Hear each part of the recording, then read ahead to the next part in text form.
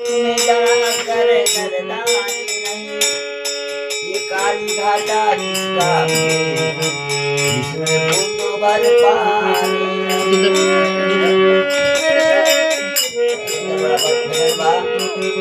सभी के ऊपर कवि का बाबा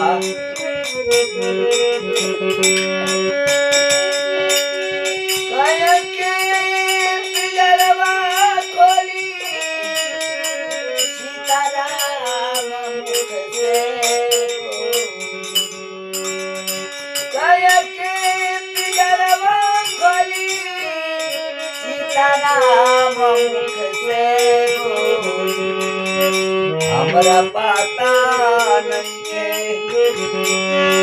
हमरा पता नहीं के तो परी चिड़ैया तना बादलाइया, हमरा पता नहीं के तो परी चिड़ैया तना बादलाइया।